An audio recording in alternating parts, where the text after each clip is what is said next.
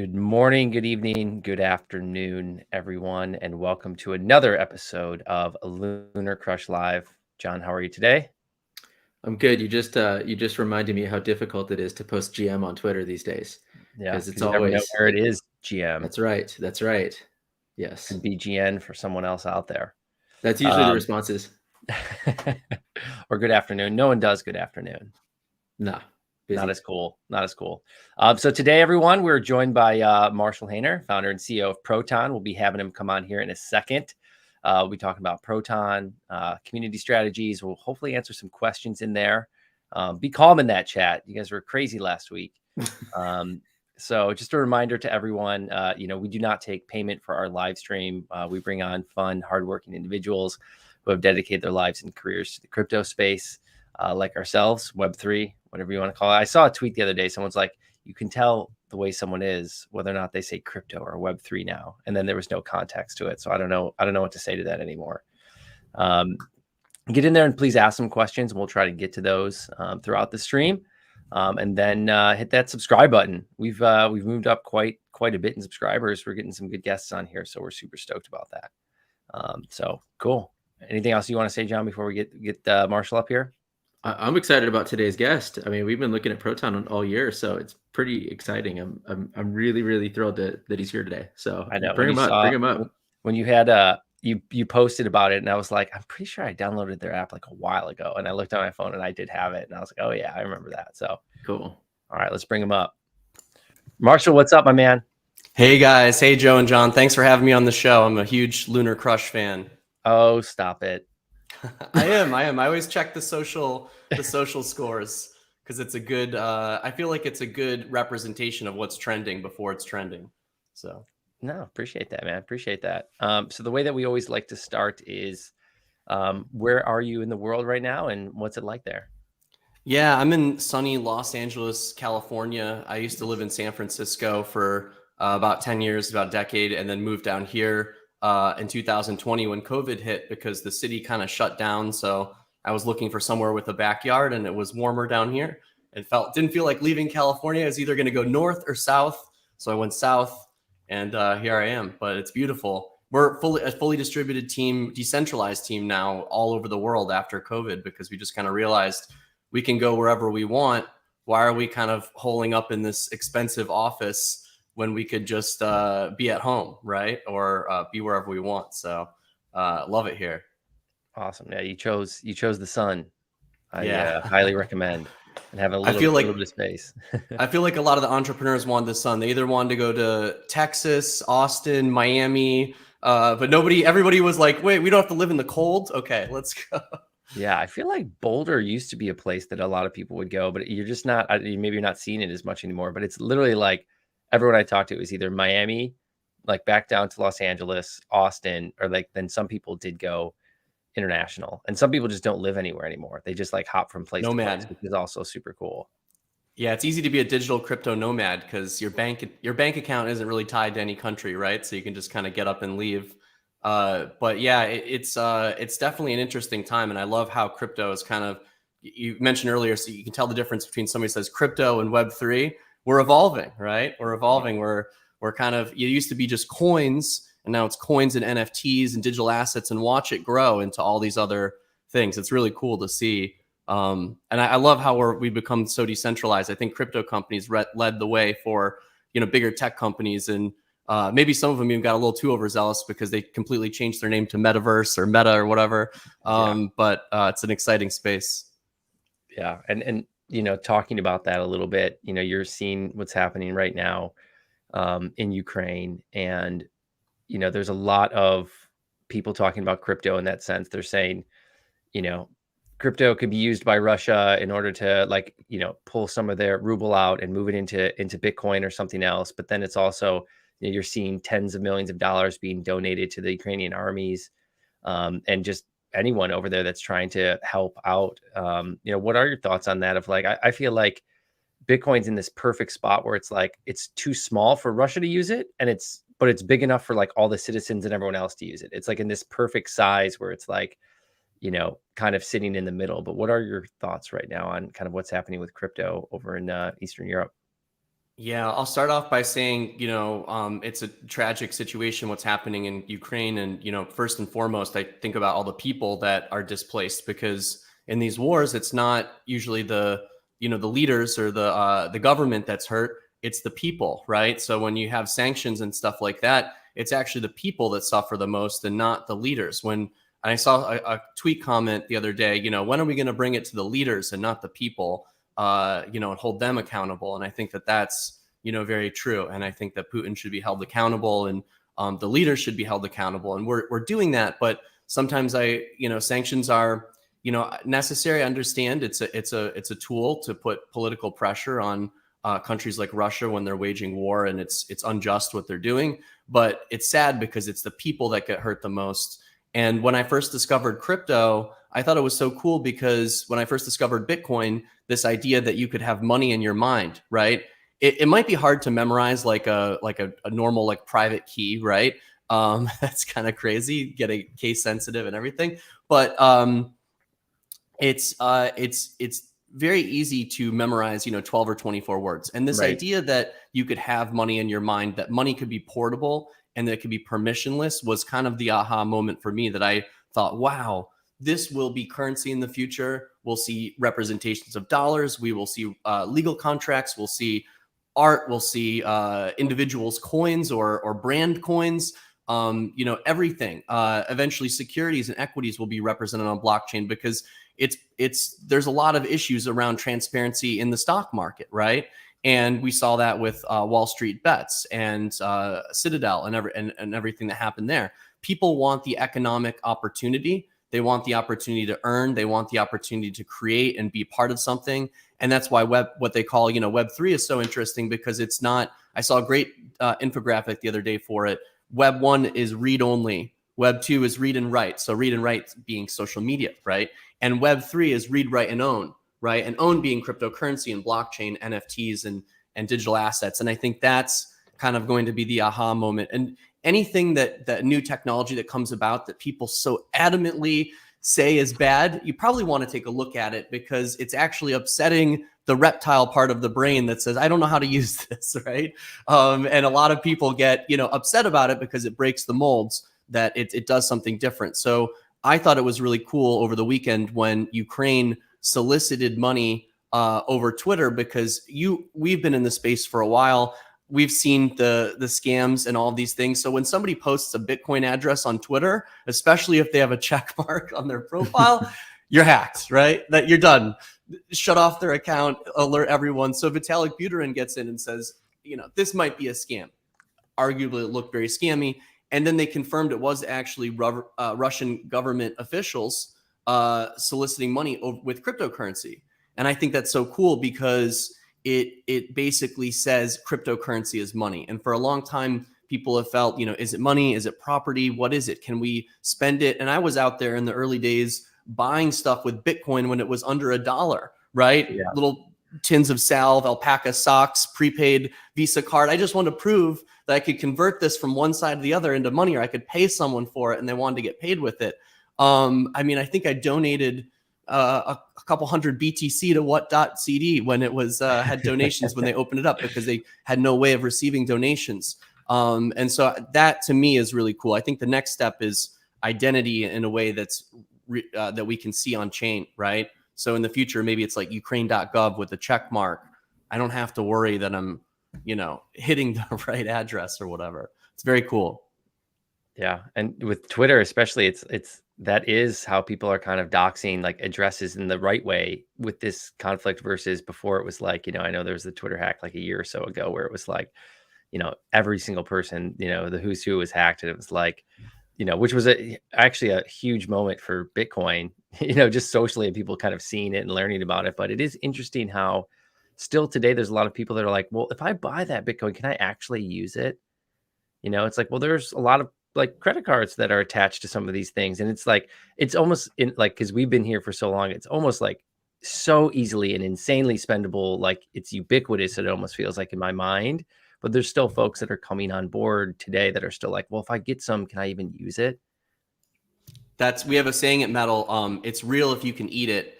And when I created MetalPay in 2016, the vision was that you could show up to this app with, skeptical about crypto. And I knew in the early days, many people would be, and I wanted them to earn it in a way that they could, that anyone could, right? And cryptocurrency mining by 2015, 2016 is, unless you're mining some altcoins and it's really a hobby, you're even so ROIing on that is unlikely unless you really know what you're doing. So it's kind of like a hobby. So I wanted an easy and simple way for people to earn crypto, and we created MetalPay and created this mechanism called POP, or proof of process payment. It was only intended to work for a few years, where you get cash back in the form of metal cryptocurrency. It was live from 2018 to 2021, so about 3 years. And during that time, people would make payments, P2P payments with each other over using Venmo, over using Zelle, right? And they're earning metal back. And a lot of people earned, a few $1,000s of metal, from 10, 20, 30, 40 cents. Now it's at, $1.60. And people have this incredible experience. Wow, I've never downloaded an app before that paid me $20,000 over the course of 2 years or whatever. And, bought me a car. That is and that's feeling pretty real for those people, right? Yeah. And Totally. that was my mission. Part of my mission, or my vision with metal, was I want you to eat it. I want you to realize that it's real. So now in 2022, you can very easily go in the MetalPay app and buy something with Bitcoin or with Metal or Proton or Ethereum. Same thing with Coinbase. You have so many different options now globally, and it's just going to keep expanding. And, my big thesis is that just give it like 2 to 5 years and every major bank will have the option. You'll be able to deposit cryptocurrency, buy cryptocurrency. And if you said that, 10 years ago, banks would say, yeah, right. No way. There's no way we would have that as an offering. But when the people speak, you have to provide them what they want. And what the people want is freedom. And people want freedom of choice, and they want economic opportunity. And that's what crypto provides. You know what's really interesting right now? Earlier, you were saying how you can go anywhere in the world basically with your key in your head, and no one can take that from you. And it's interesting because this is something that I think since the dawn of Bitcoin, everyone's talked about. Everyone's talking about it's the sovereign individual that has full control over their financial well-being. And it dawned on me this morning. The first thing that I saw was the Visa and MasterCard have basically blocked Russia.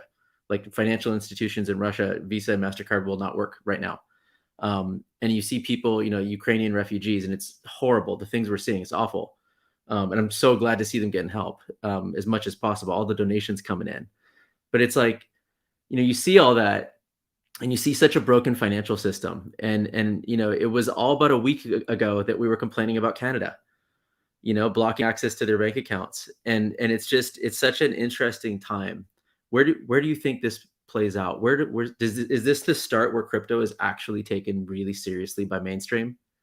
Yes. I've made a lot of predictions over the years, and I come from that old school, right? In Bitcoin, I was involved in crypto in 2009, mining on my 2008 MacBook Pro. Came from the beginning. So I've seen the full change, and I actually was very much a nerd in high school, if you can't tell. And I was I was very into cryptography, computer science, build my own apps and things like that, and just as a hobby. And I thought cryptography was so cool. I stumbled on this group called the Cypherpunks when this thing called news groups. It's an older thing that people don't really use anymore, but was a way of subscribing to lists. So, my surprise, 10 years later, when I discovered them again, building Bitcoin on the P2P Foundation website, a lot of the same names that I saw in Cypherpunks and stuff. And it came out of a group of people that are very anti-government, that don't trust the government.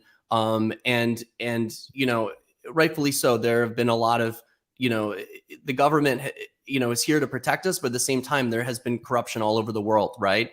And so, when Bitcoin was created in the original Bitcoin block, you have a hash where there's basically a message that's references the 2008 banking collapse, British Chancellor on the brink of banking bailout for the second time, or something like that.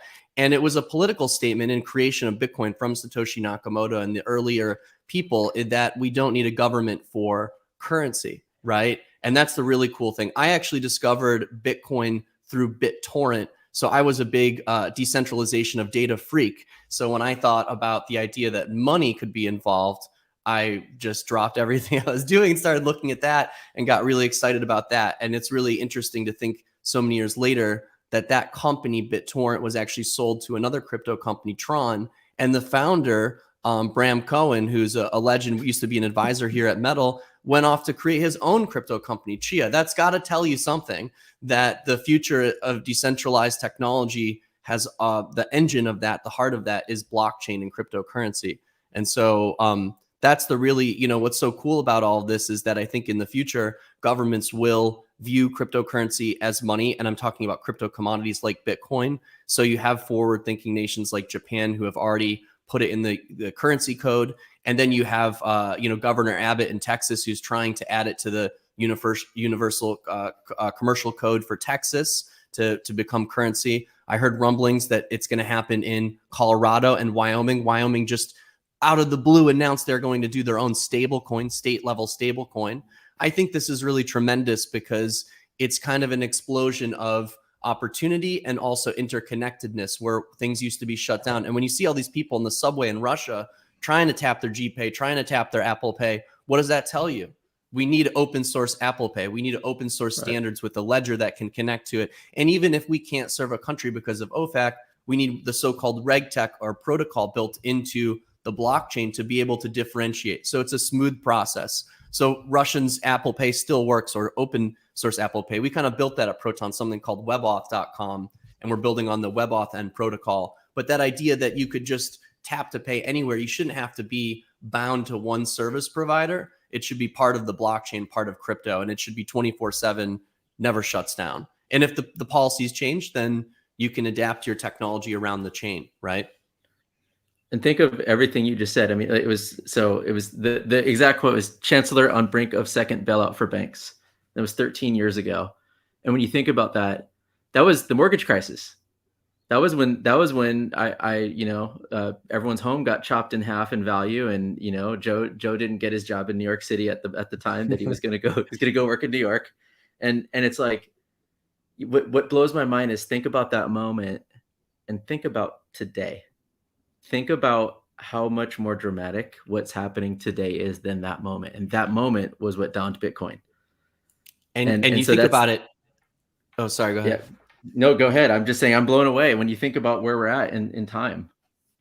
I've watched these cycles. I say Bitcoin, like many things, kind of has these little 3-year cycles where every 3 years, something really big politically happens where it's, every 2 or 3 years, something really big politically happens, I would say. And, in the beginning, 2008, that was kind of the genesis of crypto, right? Was the 2008 financial collapse and essentially the mortgage crisis.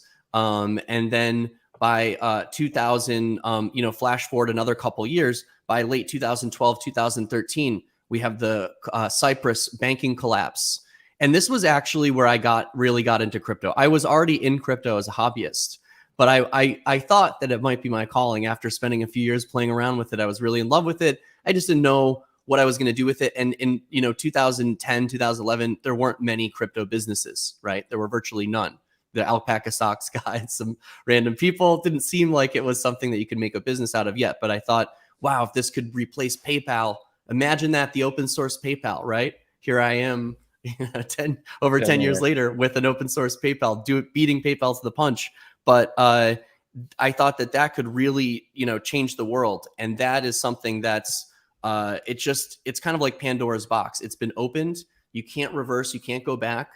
It's a tool that can be used for great evil or great good. And I think it's going to be used for great good because it's going to allow all the fintechs, all the banks everywhere to connect, to work together. We're going to have a better sense of identity and truth and veracity when it comes to voting, when it comes to identity. Isn't it crazy that, we enter a 16-digit BIN card number, like your credit card, online, and the fraud prevention is basically detecting weird things to text you, yes or no? Isn't that crazy that we couldn't just have, cryptographic signature and I can just verify that it's actually me versus writing in a text like, no, I'm not in Florida, I'm in LA, right? Like that's it's like post script detection of like fraud, and it's like you're just hoping But yeah, it's like every time you go to eat or do anything, you're just like giving away your private key, giving away your private key, giving away your private key. Like everywhere you go, oh, I have to pay for this bill, give away my private key.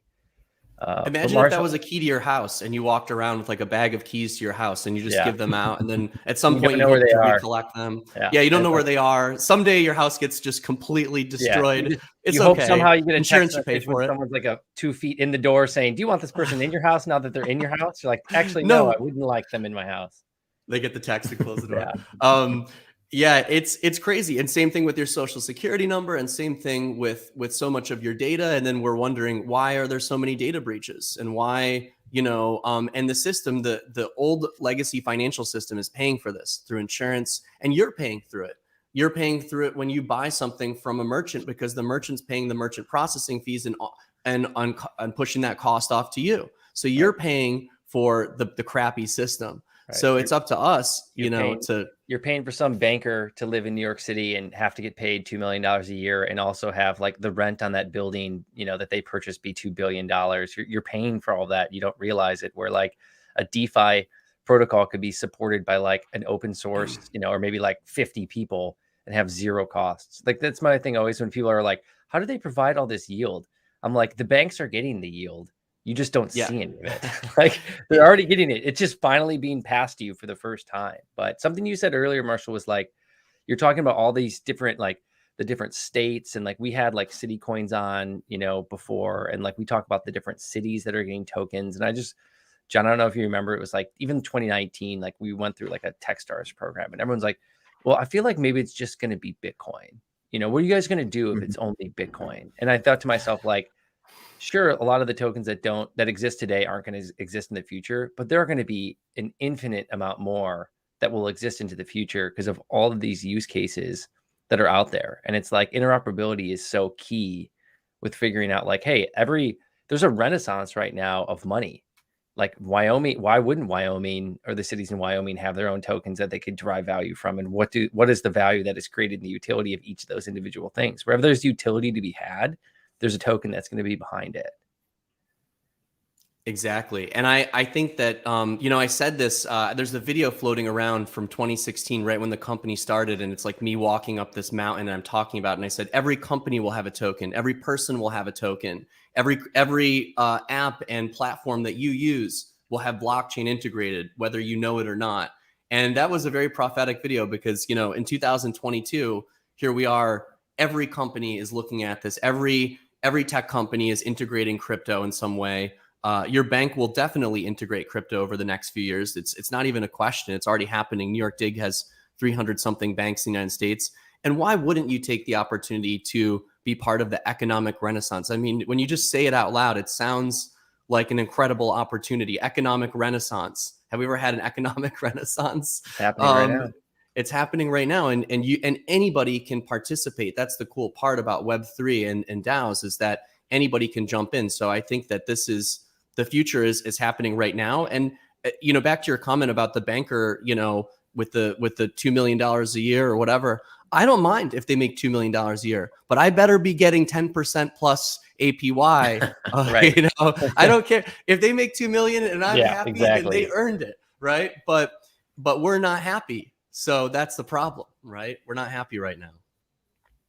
So we are. It seems like, so it seems like maybe like one of those reasons we're not happy is the lack of trust, and probably at the heart of that is identity. So I'd love to hear more about like, how does Proton look at identity, and what are some of the cool things that you can do with it? Yeah. So, we started Proton. We set out on this path because when we started with Proton, with MetalPay, really, we wanted to be able to give people fast and feeless micropayments for POP, for example. We couldn't do it. Even Ethereum at the time, the gas fees were, I would consider to be low now, like 10, 20 cents. But maybe the POP payment was 20 cents. So it's 100% fee on the micropayment. It's no good, right?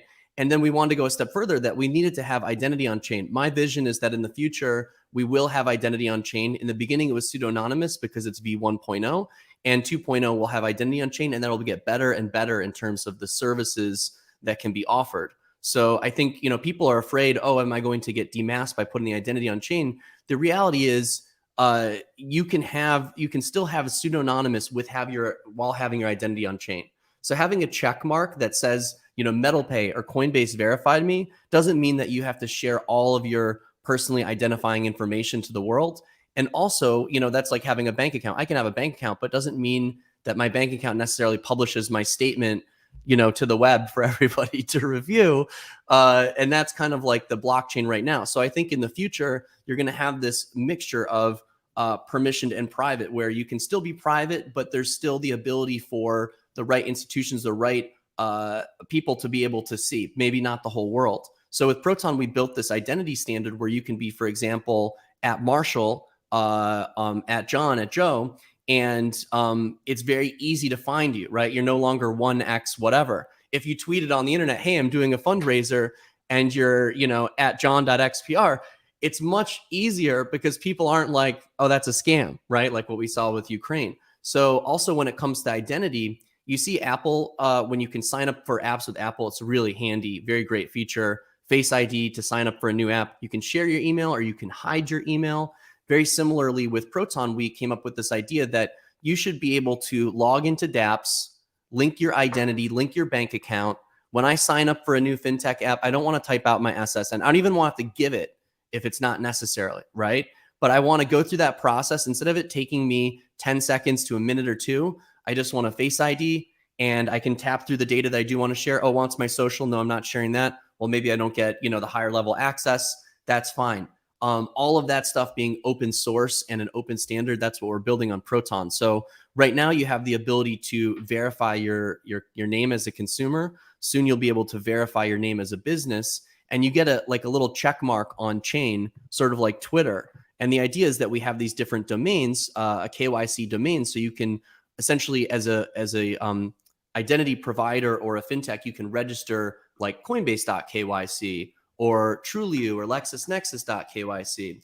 And this provider can stamp that Marshall Hayner is who they say they are. When it comes to reattesting that data, it can all be done on chain. In the past, essentially what happens is a tech company will pay the identity provider per authentication for identity. But in the future, you'll actually get paid. So you'll go to sign up for something, right? And, provider will be paying you for your data, which is stored on your device versus necessarily stored on a server. And it will share that data with the other provider. And they'll be able to see Coinbase.kyc, Metal.kyc, PayPal.kyc verified you. And the sign-up process will be so much smoother. When it comes to withdrawing like a large amount of money or linking a bank account into the blockchain, you'll be able to do that now. So when I go into like a Proton swap, I could in the future with Proton choose funding source instead of USDC or Bitcoin or Proton. I could choose my bank, and it will link my bank and pull funds from my bank into the chain.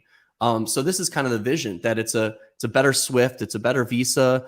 And the idea with webauth.com is that it can hold your identity and also be a better authenticator. So when we look at like multi-factor authentication, like Authy or Authenticator, what is it? It's a one-time passcode. It's not linked to my identity. If I lose that phone or device, if you've ever had to email customer support to like try to get a 2FA reset, you know that it's like a 60-day process of like, we don't really know how to verify you are who you say you are. So they'll try all different types of methods to do that. But imagine if it was just Marshall Hayner and I could just Face ID and they go, oh, okay, your access is re-enabled. So with webauth.com, we came up with a vision where we have the identity, we have the crypto, and also the ability to authenticate with that identity. So I can see Marshall Hayner's logging in. Also, if I'm going to withdraw, say, $1 million out of my MetalPay account, you can also see Marshall Hayner's withdrawn, and I can do the biometric. And isn't that so much better than getting an email and waiting 72 hours and them asking you all these questions, or maybe getting on video chat with you versus just a biometric and it's all tested on chain? This is where we're going, and I think it's going to drastically reduce fraud, and it starts to open up Web3 where you're no longer paying the merchant fees through your merchant. You're getting paid to identify. You own your own data. And when you look at Russia, what happened with like Apple Pay, that shouldn't happen. That should be open source and on a chain. And if one country kind of stops communicating with another, doesn't mean that financial transactions stop happening. Yeah, I mean, there's a lot to unpack there. I mean, even with, thinking about that 72 hours or 48 hours sometimes, for people like a BlockFi or Coinbase is because it's centralized, and that money might not be where, they say it is, right? And like, what are the reserve requirements for Coinbase versus JP Morgan, right? Like right now we know JP Morgan's reserve requirement is 0, right? But like, you know, that's why people always go after people like Tether and everything else. It was like Tether has 75% of the funds to back. It's like, well, it's better than 0, like the US banks have, right? But by attaching this kind of KYC to this, like kind of this DeFi world a little bit, like you're saying, it's like instantly settled because it's there. And it's like, I feel like there's such a big piece here with like loans and like, you know, over leveraging. It's like to buy a house, right? Like how many millennials right now are sitting on crypto that they invested in because they didn't want to put their money into the S&P 500 because they didn't know what was going to happen. And now they can't unlock any of those funds because they don't have a FICO, or they don't have, like, the banks aren't recognizing that. It's like that, like you guys are going to help unlock that with this identity piece. That's like, that to me is the next massive piece to what will happen, is like, can people unlock leveraged amounts of money on top of, like, you know, if you're sitting on $1 million of crypto, you can only borrow $500,000 worth. And then you're locking up. You actually have less money than you had before. It's like, that makes no sense unless you're using that for like just pure speculation, right? And you don't want to lose the value of the underlying asset that you have. But it's like, what people really want to do is take that $1 million and go buy a piece of property, like you're saying, like something they can eat, but to me, this is something they can go live in. And it's like, is that where you guys are kind of seeing some of this going? Definitely. You know, and we saw these problems, you know, we saw a lot of problems early on in crypto. One was the scaling and gas fees, right? With Ethereum, the ease of use for users to come in, losing private keys. And one of the issues we saw was the identity, right? And also around the DeFi lending, I saw a big problem there because without the identity, you're going to run into issues. You don't know where the source of funds are coming from. How do I know that I'm not borrowing dollars from North Korea, for example? You don't really, because the smart contract doesn't discern, right? So in the future, as the regulations evolve, as the technology evolves, you want to have smarter lending pools. And we're seeing the beginning of this with, for example, like Aave Arc or Compound Pro or things like that, right? Whitelisted pools. But that kind of sucks because now we're going backwards. Right. We're taking DeFi and we're saying, you know, this was supposed to be for the people, and then we give it to only, you know, the Melvin Capitals or whatever. That's ridiculous, right? So we should be able, it's for the people. People should be able to come in. We also want to be able to know that, you know, that an address is linked to someone. It's easier when it comes to recovery, like I mentioned. But also when you're talking about borrowing crypto and earning interest on crypto, we want it to be transparent, right? And there are regulatory issues, as we've seen with the CeFi lending, right? BlockFi had to discontinue their product, and it kind of fell in those same lines of, you know, looking at like Howey and Reeves, the classic securities tests, where you give BlockFi a little bit of Bitcoin and they come back with a little bit of more. What's happening behind the scenes, it's not really clear. You signed a terms of service that says, you know, you have free permission to do whatever you want, but you're going to return the interest. So it kind of mirrors like the classic Howey, where it's like, I want to buy some oranges, but they're not really grown yet. How are they going to grow, right? But the interesting thing about DeFi versus CeFi is that we can see it. We can go on the chain and we can see all the we can see how much is deposited, how much is borrowed. You can see exactly where the interest is being paid from. And the next part of that is the identity, right? So, you know, having the identity where, you know, it's fully compliant. Everybody that comes through is KYC'd, but also it's, you can see that pool. And the next step is kind of what you talked about, which is kind of like risk scoring and the ability to have something that's leveraged. So an institution can come in and, for example, give somebody some extra credit, and they're basically backing that person, but it can still be in one of these pools, right? So having DeFi where you can have trustless lending, and that's kind of the holy grail. In order to do that, you have to have decentralized identity for consumers and corporations and government. So you really want to have, for example, Marshall Hayner verified on chain, and then Metallicus Inc. or PayPal verified on chain. And I can see, okay, Marshall got a loan from PayPal.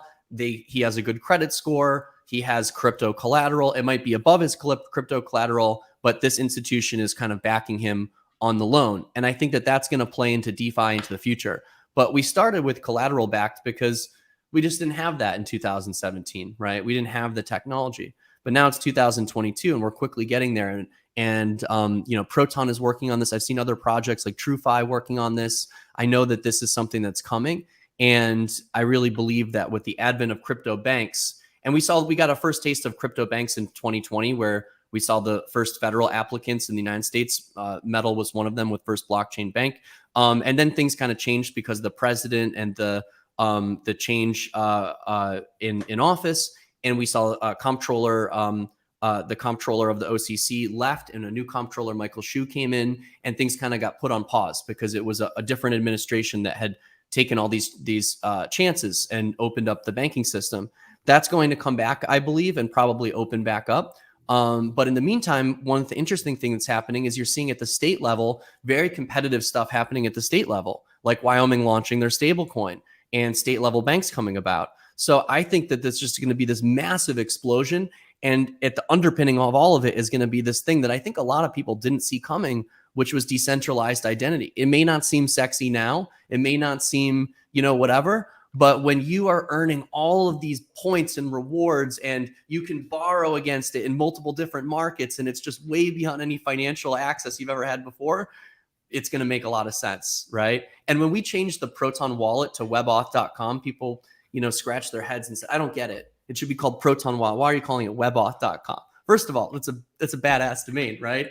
But yeah, I think that it makes sense because in the future, what is crypto really? And we learned this with NFTs. It's access. It's authorization. Right, access. To be right to access. That's what NFTs are. That's what crypto is too. It's rights to access your money, your art, your intellectual property, your legal contracts, and it will expand to everything. So in the future, I think banks will play a big part of that. They're going to embrace crypto. What's the saying? First you fight them, then you join them. Yeah, that's what's happening right now. Yeah. I think that there was a scared kind of, how do we adapt to this? Because banks are not in the industry of in the business of moving that fast. And now they have to. Because I always say in crypto, 1 day in crypto is 10 days in the real world. It really is. Things are happening so fast in this space that maybe 30 days. See 30 days, right? So 10 years ago, that was like 300 years ago, right? Like it's an extinction level event, and it's already happened, right? So the banks now that are embracing this, they're going to go far. And of course, the biggest ones like JP Morgan and Bank of America, they're doubling down on it harder than they ever have before. Facebook, they've spent billions and billions of dollars to focus on blockchain. Not a lot of people realize that metaverse is uniquely tied to blockchain. So it's a blockchain idea, right? And so I just think that you're going to see banks explode, but the digital identity piece is going to be a really critical component. And whoever gets it really right, it's going to provide all these services for you that it's just going to become incredible. Going to get a car loan, you're never going to have to sit there. You're just going to, scan a code, and you're going to get all types of offers, right? Versus sitting there for half an hour, maybe you get an offer or something. Right. It's like since it's all in the background, it's all working. It's like a real-time offer at all times. Like you just know exactly how much you can borrow based on exactly what you have in real time at all times based on market prices. And credit scores are terrible. I mean, you could have tons of money. You could be, loaded. Like my credit score just went down. Did I do I'm not using my credit enough. Okay. But how does that have any bearing on how creditworthy I am? Right? Like it doesn't. It doesn't. In fact, not taking out credit should not be considered a bad thing. You should be looking at the person's total assets, their behavior, ability to pay off loans, and how they interact with different platforms and that behavioral capability. It's just that the credit bureaus are way behind the times. And the credit bureaus, just like the banks, are also looking at this like, how do we do something? And also city, state, federal government. You mentioned city coins. I guarantee you, every major city right now is looking at this like, how do we create circular economies? I want people, when they pay their state taxes, to get, a credit back in a state coin or a city coin. And, that's a discount on parking meters. That's a discount on city services, municipal services, right? And keep the money in the economy. It's very valuable. And I think people are starting to realize that we have this power, and it's just going to transform everything. I mean, you can tell I'm excited about it, but, when we started from, what is this funny money? I can't do anything with it. And we went to, if it's real, if you eat it, to now PayPal is, has crypto, and major banks have crypto. I'm waiting for the ability to deposit crypto into the bank. So I'm going to go build my own bank and make that happen first. So I wanted to ask about governance, but I want to come back to, like, are we hearing both of you guys talk about like the evolution of crypto, like how DeFi has progressed and everything, and loans and identity? Are we at a point where we don't need banks? Does crypto replace banks, or do banks use crypto? Are we in this hybrid model? Are there totally new entities? Because I just think of this evolution and I go, well, wait a minute, we're going so far so fast. At what point do you stop using Bank of America or Wells Fargo or Chase or anything else, and you go, I can just use this crypto bank over here because it's fully decentralized and I like that, and my identity's there, and I like what they're doing? You know, where do you see that going? Are we there to replace those banks, or is it, you know, what happens? Yeah, so I said this from the very beginning. I mean, you know, in the early days of crypto, people would say stuff like, down with the banks will be destroyed, and crypto and Bitcoin will overtake them. And, you know, I've always felt that that was wrong. Not like morally wrong or whatever, but I felt that that prediction was wrong, that it's wrong in the sense that that banks provide a certain level of security and safety for users. Most people are not ready. Let's say you have $1 million. Most people are not ready to Trezor that, right? The average person is like, where can I protect me from myself, right? From losing my keys, because that's really one of the biggest things I've seen in crypto for so long. In fact, in my desk right now, I have a Trezor with several $1 million on it. One seed word is incorrect. It's my friend's Trezor, and I'm trying to help him get into the Trezor. He's had a lot of sleepless nights about this Trezor, right?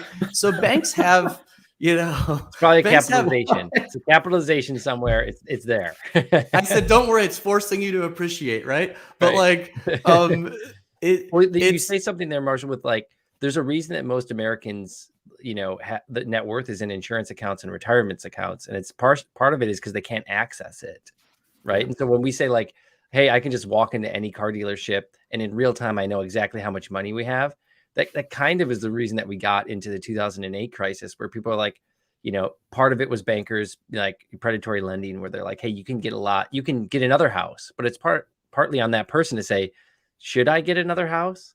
You know, it's like, maybe not. And so there's an access point there too, where it's too easy. But I feel like right now with the DAOs, it started with like, hey, we're going to go buy the Wu-Tang Clan album, or hey, we're going to buy a Constitution, or hey, we're going to buy a golf course.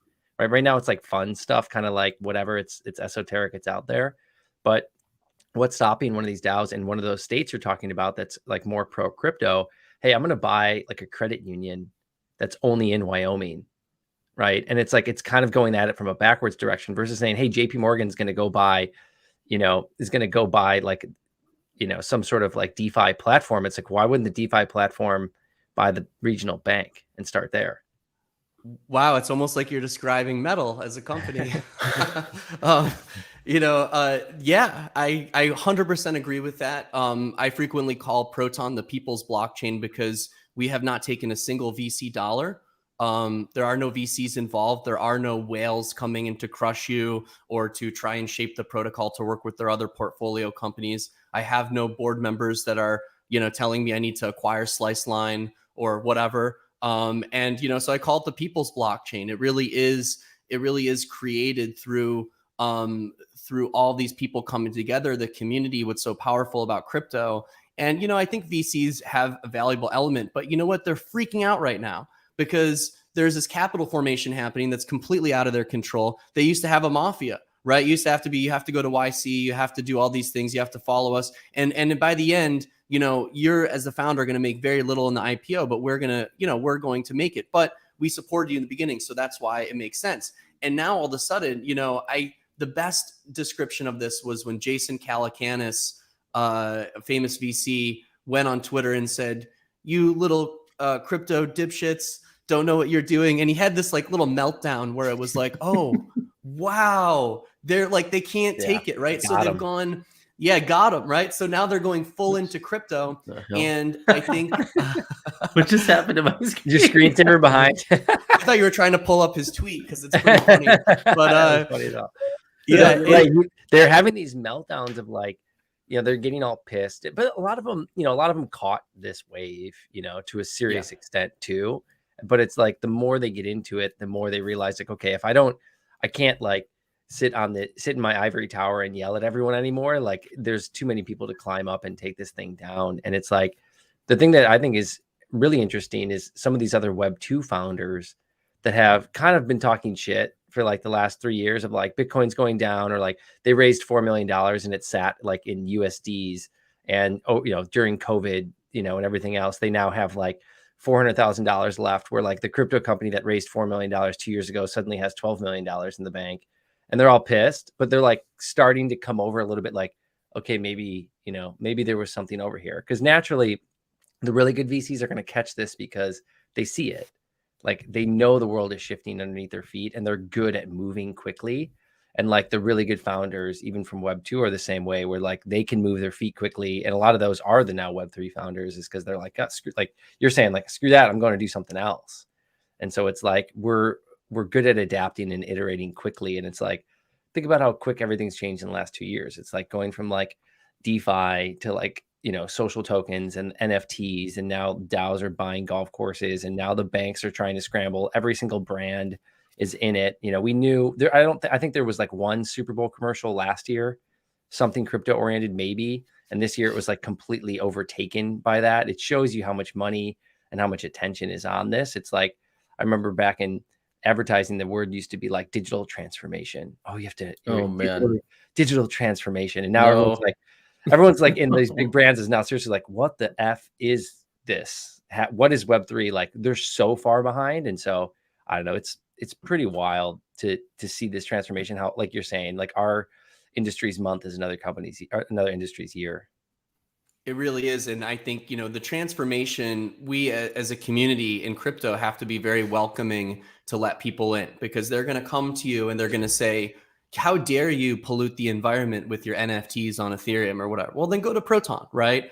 But how dare you create economic models for users to make money? And I think a lot of times what some of the people are seeing is they're seeing scams. They're seeing the scams on the outside, the Twitter bots, all that stuff. But when you dig through that and you get to the actual good stuff, when you look at like Proton NFT community, for example, you have one of the most welcoming NFT communities out there. People are so friendly and welcoming.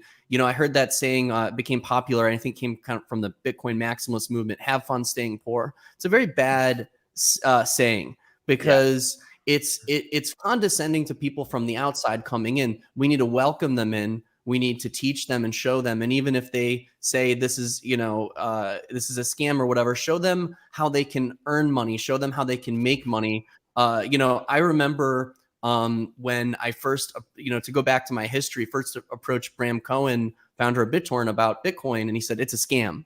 And I said, no, seriously, take a look at it. It could monetize BitTorrent. It has all these cool capabilities.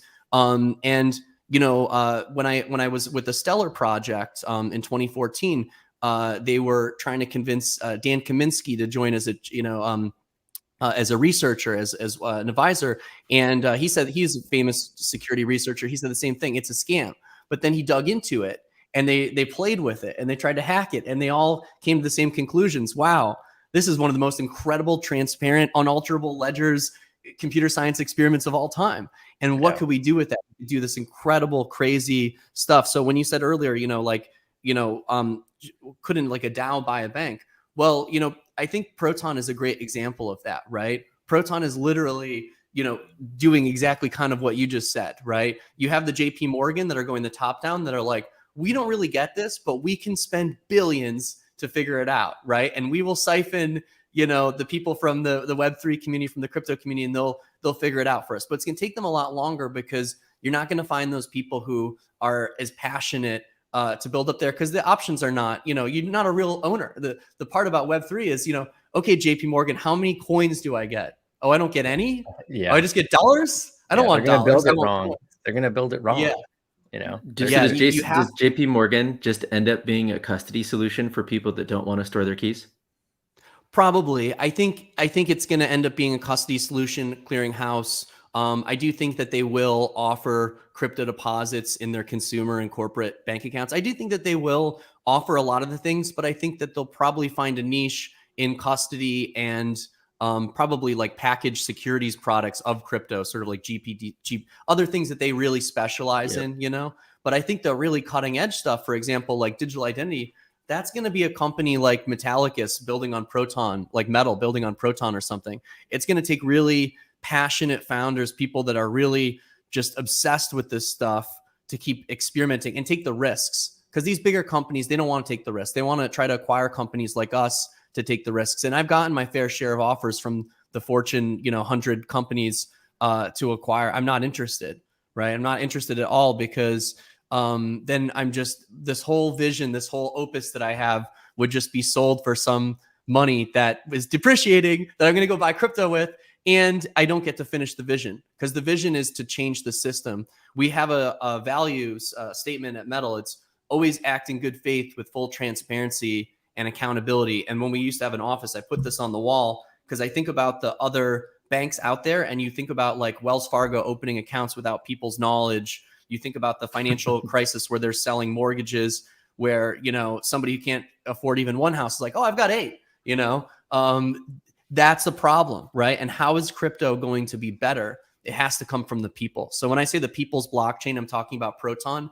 Everything I'm building, from First Blockchain Bank to Metal Pay to Proton Loan to Proton Swap to our dApps, I'm thinking about that accountability and transparency, but I'm also thinking about what the people want, not the VCs. And I don't even really want, VCs involved. I've had them come to me. I've talked with, acquirers and different people. And I think that, there is value, but I think that the old way is dying, and the old way is, throwing money at the problem, trying to take control. And the people that are really impassioned, I'll tell you, they're not doing this necessarily for money. I see the same people going to crypto conferences year after year, and you all know who you are when you're watching this. We're not in this so much for money. Yeah, we like money, but we want to go down in the history books. We want to change something, do something really good. And the most successful people in this space have that vision. You can see that, when you talk to them.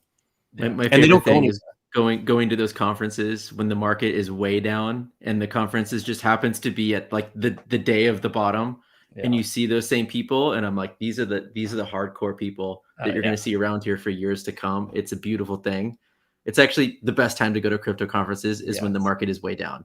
Yeah, that's when you find the real people. Yes, yes. When Bitcoin all of a sudden hits like $5,000, $3,000, and the ruble's crashing and geopolitical nightmare, and you see Metal shipping and you see these other companies shipping, give them a good retweet, give them a good shout out, because while we're building this stuff too, the other hard thing, a lot of people in the space, and I have a lot of friends that were deep in crypto and then kind of took a step back. The founder of Dogecoin, for example, he's a really great guy, Jackson. But it's tough, right? It's like being a sports team, but also being a company. So as you're building your products, people are checking your LunarCrush score, and it's motivating. But at the same time, when the whole market crashes, like Bitcoin crashes, you maybe didn't do anything wrong as a founder of an altcoin or a DAO or something, but the whole market's going down. Everybody's screaming at you, when are you going to do this? When are you going to do that? And you just have to, put your blinders on, and you just have to, it's like game time. I don't care if the whole stadium is booing me. I'm going to make this touchdown. Right. Yep. And that's the move. You got to give a shout out to the builders. Totally. And we saw that. We've been seeing that the last month. It's like, I think I saw a bunch of different founders of projects just like kind of post the same thing to their, it's like, hey, you guys, this shit is not helping. Like, we're trying to ship so much product in like the next 90 days, and like shit is hitting the fan everywhere. And you're in there just like bitching. But it's like, it's understandable. And it's like, as these audiences grow, from your project, our project, everyone's project, it's like, naturally, even if it's 1% of that community, like they're just going to be unhappy 100% of the time. And it's like, you just have to say, hey, this is a part of like building. And like, we all have to kind of be in it together and say like, hey, like you just have to be as transparent as humanly possible and just keep building. And the only thing that really keeps people that shuts them up at the end of the day is like, hey, we're just going to like build into oblivion. Like, I can never stop building and never stop putting stuff out there. And you're right about the people in this space that, they were kind of born out of this gamer kind of community, maybe a little bit, or like they never really wanted a bunch of money. And so even if they have it, they don't care. And so it's like, they're not going to, and they're almost like entrepreneurial to a fault, where it's like, hey, you're going to get a bunch of offers from these big brands or banks. And you're just like, well, that's not, I don't need anything more than what I have today. And like every day I don't increase my expenses. I just stay where I'm at. And it's like, you just don't need these people. And so it's like, that's why I think this space is so, it's like dangerous isn't the right word, dangerous to those other banks and everything else, is because it's like, shit, you're dealing with a bunch of people that just degaff, like that are just going to build what they want to build. And then like, to me, that's like the most fun is when you go to those conferences where shit is hitting the fan and it's just a bunch of people that like, you know, I remember riding like the Bitcoin bus up to the Bitcoin conference in San Francisco in like 2018 or 19. I'm like, this is like, these are the people that no one can ever mess with. Yeah, there's definitely this bond in the community. And, you know, I keep telling new people that are coming in to keep this really friendly and fun and welcoming attitude. And no matter any of the negativity that's coming in, you know, keep the energy going, right? Keep it high, welcome people in. Don't use the word shitcoins. Don't say have fun staying poor. Don't say negative things that put down other people in crypto or people coming in from the outside. We need to be kind of like a light to welcome people in and show people, you know, the opportunity and what there is. And there aren't stupid questions. People are going to ask a lot of the same questions over and over, but we have to kind of welcome people and make people feel comfortable. And I think, you know, that is, you know, when I look at, for example, the success of Dogecoin, that is an example of that, right? Is welcoming people in, not being afraid, keeping it light, keeping it friendly, keeping it fun. Even when the market's down, one Doge equals one Doge. I borrowed that with Proton, you know, one XPR equals one XPR, one metal equals one metal. Yeah. You know, we want to build, we want to make really awesome stuff. And I think that it is interesting because you have founders like myself, like I don't drive a fancy car. I could, but I don't. I don't even know what to do with the money. Like I spend all my time building these products. What do you say though to like, so we were at the Bitcoin conference last year in Miami, and they had a one thing that said toxic Bitcoin maximalism, a feature, not a bug. Like, what do you say to those people that are just like, the toxicity is a positive for Bitcoin? It's kind of like I don't know how to I don't want to say anything that's going to upset anyone, but you know, I mean, I got to keep it real. So, you know, the so-called like toxic Bitcoin maximalism, it kills your own industry. It kills the price of Bitcoin. You think you're helping Bitcoin, but you're actually hurting it. When you have the toxic Bitcoin vibe, you know, people are thinking one of two things. Okay, so he or she's telling me it can only be Bitcoin and nothing else. So either these crypto people are very weird, or Bitcoin is the only way. You get a very weird vibe, and I think, you know, it doesn't make you want to be a part of it, right? When you kind of scold people, you know, or you talk down to people. I think having that kind of attitude makes people not want to build. It makes people not really sure about crypto. One of the things that I discovered when I started lobbying in Washington was the one thing I kept hearing when I'm talking to representatives, talking to different public offices, was it's really refreshing to talk to someone who's not trying to force one idea like Bitcoin on me. I want to hear all the ideas. I want to hear open ideas. And most people are like that. And so I think that, you know, I got kicked off of Twitter Spaces once, where I think it was Bitcoin Magazine was hosting it. And, you know, they called me up to the stage. Oh, Metal Pay, it's really cool, the cool stuff you've done for Bitcoin. And they said, is it true you have a crypto called Metal and you've launched other cryptos, Proton, you were involved in Dogecoin. Do you feel bad about creating shit coins or something? They said to me. And I said, you know, to be honest, if it wasn't for all of the altcoins that we have and other coins other than Bitcoin, Bitcoin would be nowhere near the volume, liquidity, you know, community that it is. And it was about that time they kicked me off the stage. Isn't that But wild?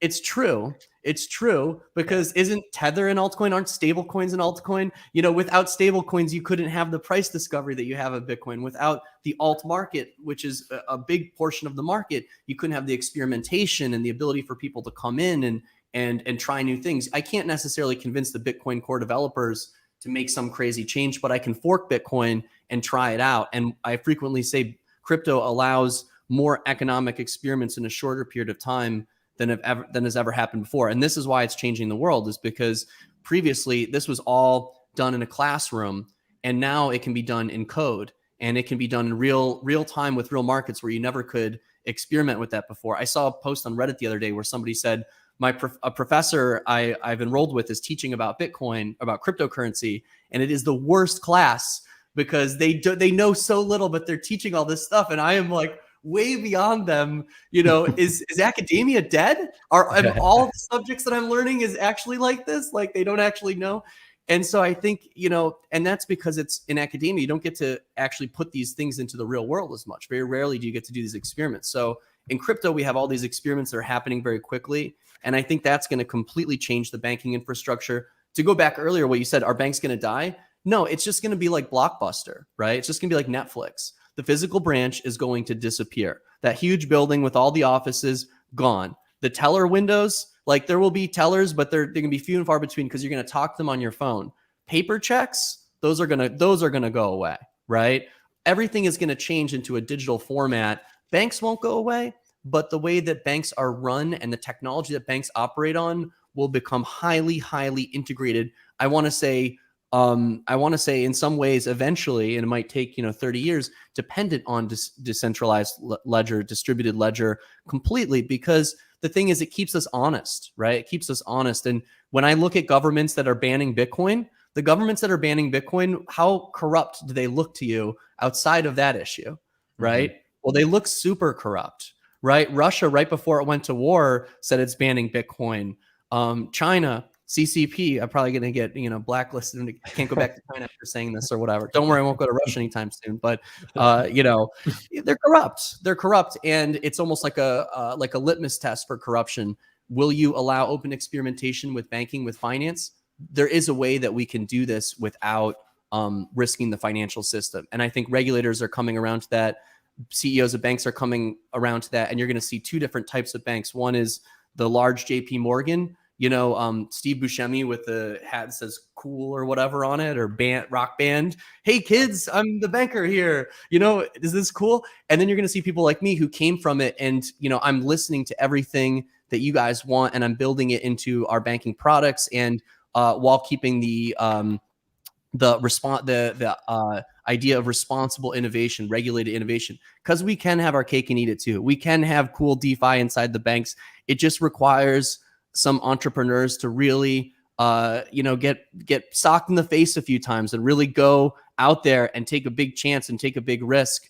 And I think that's, what we've done. I said in an interview the other week on another podcast that, we had to do things 10 times better at Metal than other fintechs coming in when we tried to get partnerships with Visa and MasterCard and other bank partners and financial partners. Because in 2016, when I said, I'm going to make a crypto PayPal with Bitcoin and altcoins, every partner said, that sounds so cool, but not with us, right? Right. And I had to work really, really hard. I had to show them, an incredible BSA compliance program, a team of executives, of people that know what they're doing, and really go above and beyond the other fintechs out there to get those approvals. And now I'm getting my license. We're getting our licenses, and we're getting there. And it has not been an easy road, but I don't believe that banks go away. I believe that they transform. And I think it's such an incredible moment. It's economic renaissance because now banks are going to transform to really serve the people. I think before this, banks did not really serve people as well as they could have. In many cases, they don't serve people at all. They serve the bankers at the top, and it's going to completely change. And so what I'm saying right now on TV, on the stream.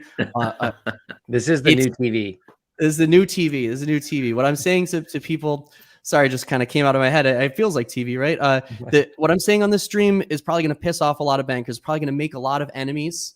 And I frequently do when I say things like this, but it's the truth. This is happening. And you can't stop it. You can't close Pandora's box. Crypto is coming out, and it's going to completely change banking. And the products and services that you see in banks now and 10 years from now are going to be completely different. They're going to be crypto integrated. They're going to be crypto focused.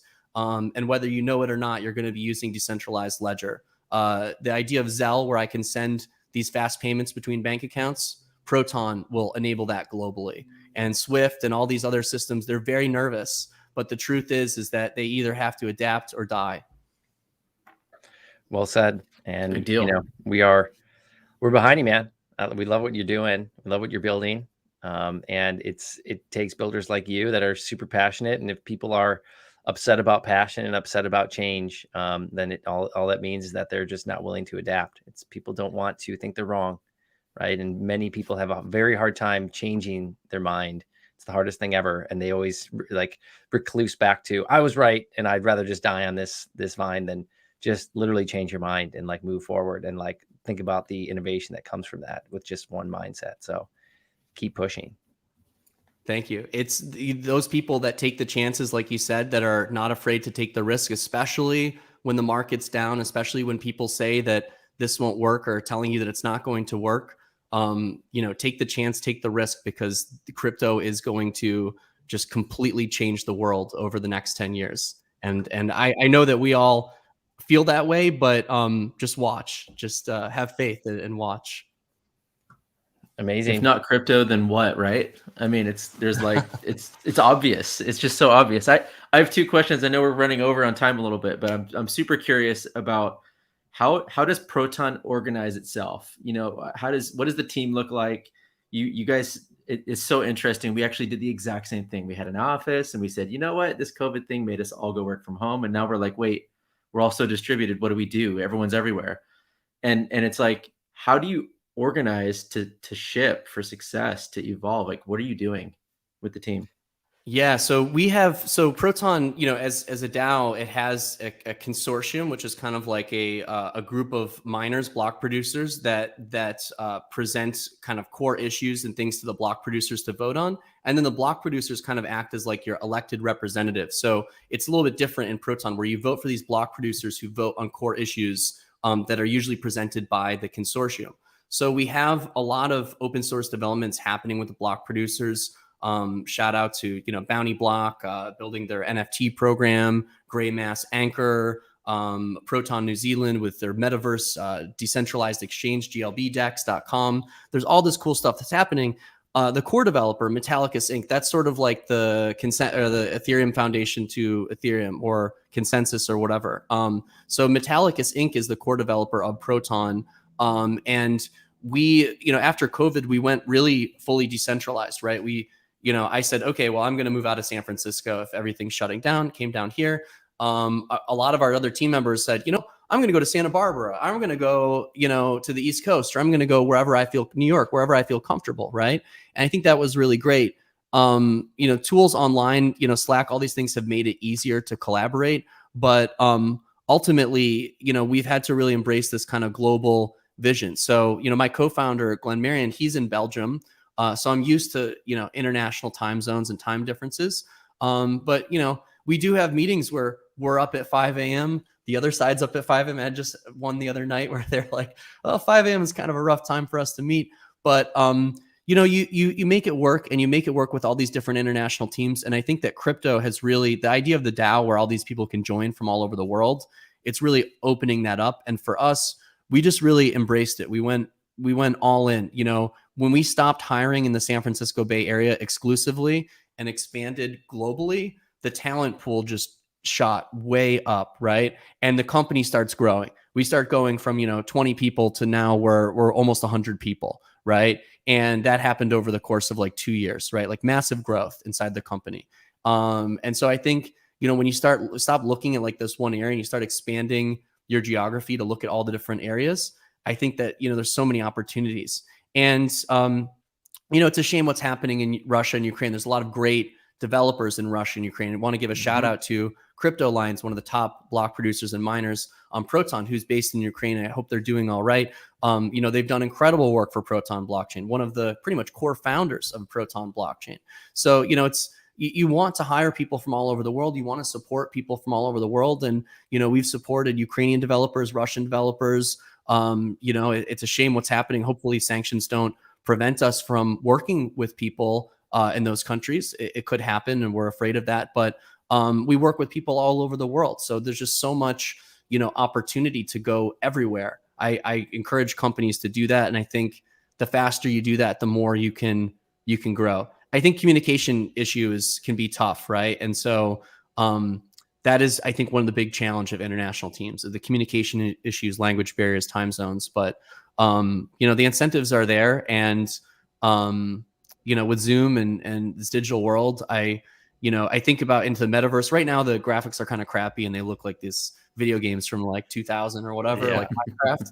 But imagine when it gets like really, really good, and I'm like, hold on, I'll meet you, and it looks like just like this, right? Then I can imagine that things are going to really start to really fly. It might not be healthy because you might forget when the sun's out and whatever, but well, just something you said right there of like you guys decentralized and like the talent pool started to get really good. I mean, think about even like 6 or 7 years ago where people would raise like seed funding and like the VC would be like, oh, you have to come move over here now. Or like, we only fund people that are like local to us. So we can have like this kind of hands-on, or like you couldn't even raise around unless you went and flew out there and had like, a dinner and met everyone like multiple times. And now it's just like people will, drop 100K in USDT out of a hat to like be a part of anything internationally, like with just meeting someone on a Zoom. And it's like, what does that, like the speed of innovation of something like that is insane.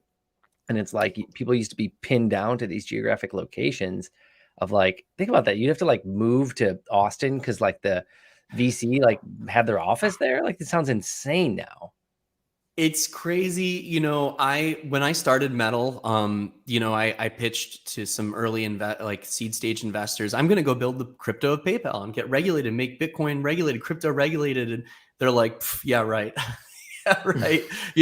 People were very nervous, right? They're like, well, do you have any previous exits? And I said, well, no, but I've advised some cool companies and I've worked on some cool companies. I've always been successful. No, not interested, right? And the traditional and the other VCs that were interested, angels that were interested, had crazy conditions, right? Like I didn't know if I could work around those conditions, like moving and other things like that. And ultimately, because of crypto, Metal is alive today. Some of my first big investors, one came from the Philippines. He said, give me the document, I will sign it, and give me the Tether and Bitcoin address and the Ethereum address. And he just sends crypto. If it wasn't for crypto, I wouldn't be here today. I have everything in my career, my life, in a big way I owe to the crypto community, because they believed in me when other people wouldn't, when they put crazy conditions. And when I went to go raise another round, I was looking like, wow, okay, now I'm talking to VCs. Now they believe, but their conditions are crazy. And, it's not that I'm not open to some of these conditions, but, why should I have to when someone on the other side of the world will meet me in the middle and meet me with good conditions and believes in me? I don't have to turn to that. And guess what? That person in the Philippines, that person in New Zealand, that person in New York, or on other sides of the country or the world, who invested with cryptocurrency, they saw videos like this. They connected with me, and those are the best investors. The investors that are just looking for their 100x or whatever, guess what? They're trying to merge you. They're trying to tell you you have to do this thing or that thing. That the show Silicon Valley was very real. It was painful to watch, especially when they got into the blockchain part, because it was like, now it really is me. Now I'm Richard, right? But before it was like, I could kind of be like, it's someone else. That's like some AI thing. It's not what I do. But then it became crypto. But it's true, that episode where they make them buy Sliceline, the pizza delivery thing, and it has nothing to do with Pied Piper. That does happen. And I think, now VCs are kind of focusing. I don't want to make this sound like I hate all VCs or whatever, but I just think that crypto has really challenged the system, right? And has challenged capital formation and has challenged investment and things like that. And now I think you can be an investor from anywhere in the world. You can connect with people where you couldn't before in these forums. And, also with just like crypto fundraising and DAOs and different things like that. I look at protocol owned liquidity. There's just so much potential that just wasn't there before. And you have to whether if you're part of the new guard and you're coming in, just keep an open mind, jump in. Don't fix your mind on anything, just learn from people. And if you're part of the old guard, you're part of JP Morgan, you're part of some huge VC fund, you need to throw out everything that you've been taught. You need to throw out all that stuff, because you're not going to make it in the Web3 world unless you become part of the community. right? And you become part of what people want, not just what you want. And so when I see VCs come in forums or, hey, we want to take over this protocol, well, guess what? It's not the most popular thing, because that is kind of a view where they're going to control it. People want to have their voice heard, and I think that's what's changing everything with crypto. Also, it just completely breaks down the borders. So you want to raise funds from another part of the world where you couldn't before, where it was hard.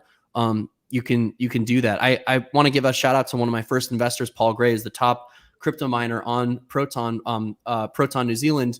When I was just getting started, like most startups, had raised a small seed round, raised a little over $100,000, $115,000, and I get a bill from my lawyer for $120,000. So I'm like 5,000 negative. And I told my co-founder, don't worry, it's okay, I'll go raise more money. He's like, you're making me really nervous, right? Like, I called my lawyer, really great lawyer, and I said to John, hey, would you be willing to give me some more time to pay for this? I'm a young startup. Could we defer this a few months? And he said, you know what, take the whole year. Most awesome lawyer ever. I love John. And then I told Glenn, give me some time. I'm going to go raise. I went to a private event on Richard Branson's private island called Extreme Tech Challenge. And it was an event where all these startups had competed to get whittled down to 10 startups, where 3 of them would win a gold, bronze, a silver, and bronze medal, which was investment in their company. And then 2 startups got informally invited, not to compete, just to present. I was one of those startups that got invited. So I went to this event. I'm trying to fundraise, and I meet Paul on the beach, the founder of Proton New Zealand. And after about, 45 minutes, and I'm telling him my history in crypto, he says, mate, I want to invest $250,000.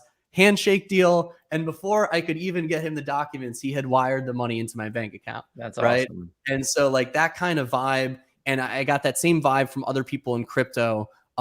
It wasn't possible without this community. And I think that crypto really brings people together in ways that it didn't before. So anybody that's watching this, you don't have to go the traditional path. Don't feel that, if somebody says you can't do it, let crypto community decide. Talk to the communities, form a channel. Don't let some VC tell you can't do something.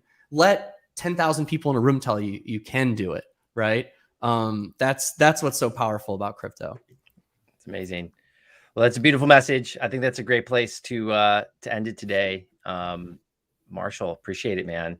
CEO of Proton, thank you so much for being here, man. It was great to meet you and learn about you, and wish you nothing but the best. Thank you guys for having me. It was really great. And hopefully I'll be back soon. Cheers. Cool, man. We'll talk to you backstage. And John, thanks, man.